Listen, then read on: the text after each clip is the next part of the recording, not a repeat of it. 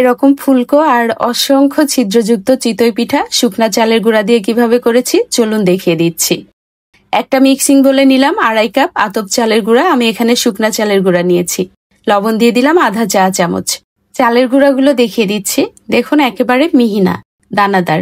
এবার এর মধ্যে 1/4 কাপ ময়দা আর কুসুম গরম পানি দিয়ে দিলাম। পানিটা কিন্তু খুব বেশি গরম হওয়া যাবে না। এই পানিতে আঙ্গুল দিয়ে 1 থেকে 10 পর্যন্ত হিসাব করতে পারবেন, এর বেশি সময় রাখা যাবে না, এরকম গরম হতে হবে। অল্প অল্প করে পানি দিয়ে ব্যাটারটা তৈরি করে নিলাম। এখানে আমার 1.25 কাপের মতো পানি লেগেছে। এবার ঢেকে রেখে দিয়েছিলাম 3 থেকে 4 ঘন্টার জন্য। প্রায় 4 ঘন্টা পরে ব্যাটারটাকে নিয়েছি। দেখুন এর যে দানাদার ভাব এটা এখনো রয়ে গেছে। মসৃণ করার জন্য আমি ব্লেন্ডার জারে নিয়ে মিহি করে ব্লেন্ড করে নিচ্ছি। আর প্রথম অবস্থায় অনেক বেশি ঘন মনে হলেও পানি দিতে যাবেন না, কারণ ব্লেন্ড করার পরে কিন্তু অনেকখানি পাতলা হয়ে যাবে। এখন দেখিয়ে দিচ্ছি, দেখুন এর মধ্যে কিন্তু আর একটুও দানা নেই।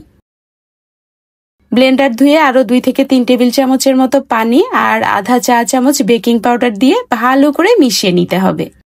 ব্যাটারের ঘনত্বটা এরকম হবে, খুব বেশি পাতলা বা ঘন না। পিঠাগুলো তৈরি করার জন্য আগেই লোহার তাওয়া আমি চুলায় বসিয়ে রেখেছিলাম। পুরো পিঠা ছিদ্রযুক্ত করতে চাইলে ব্যাটার দিয়ে ঢাকনা দেয়া যাবে না, আর চুলার আঁচ একেবারে কমিয়ে রাখা যাবে না। আমার চুলার এক পাশে তাপ বেশি লাগে, এ কারণে কড়াইটাকে ঘুরিয়ে দিলাম।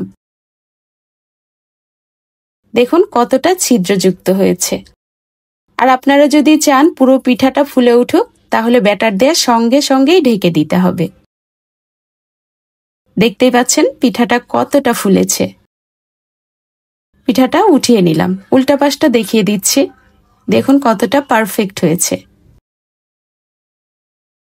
এবার আপনারা যদি চান পিঠার চারপাশে ছিদ্রযুক্ত হবে আর মাঝখানটা ফুলবে, তাহলে পিঠার ব্যাটার দিয়ে কিছুটা সময় খোলা রাখতে হবে। যখন এরকম চারপাশ থেকে ছিদ্রযুক্ত হবে, মাঝখানটা কাঁচা থাকবে, তখন ঢেকে দিতে হবে। দেখতেই পাচ্ছেন মাঝখানটা কতটা ফুলকো হয়েছে।